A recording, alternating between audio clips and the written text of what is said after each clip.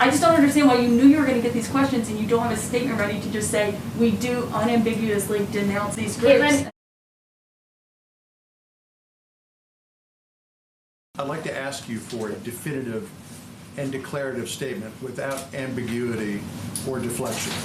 As the person who speaks for the president, does the president denounce white supremacism and groups that espouse it in all their forms? This has been answered yesterday by the president himself, the day before by the president himself on the debate stage. The president was asked this. He said, sure, 3 times.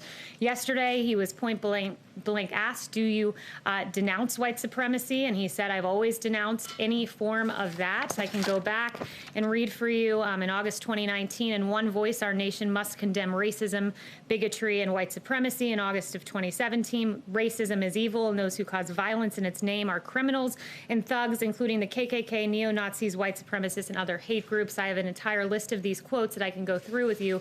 He has condemned white supremacy more than any president in modern history. Just to clear it up this morning, can you, naming it, make a declarative statement that you denounce, that the president denounces it? I just did.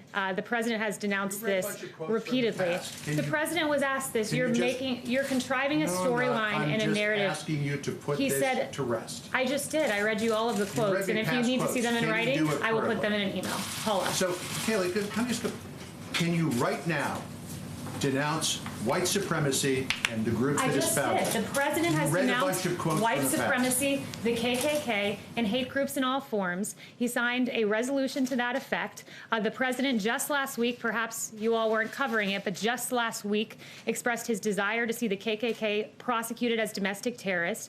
This president had advocated for the death penalty for a white supremacist, the first federal execution in 17 years. His record on this is unmistakable, and it's shameful that the media refuses to cover it. He was given about 12 hours, more than that, since from the debate from when he was asked to clarify yesterday. And he didn't come out and clarify yesterday. Instead, he did what you did when John asked you to unambiguously denounce these groups. You just pointed to past things that you've said. You can't, I just don't understand why you knew you were going to get these questions and you don't have a statement ready to just say, we do unambiguously denounce these groups. Kayleigh, you know what is, do you know why people have lost trust in the media? There was a reporter from your network yesterday, your network, and in a tweet said, quote, the president. I'm asking you a question. I don't even know what you're going to bring up, but that has nothing to do with what I'm asking you right now. I sat here when you lobbed your partisan attack question, so you will allow me to give an answer.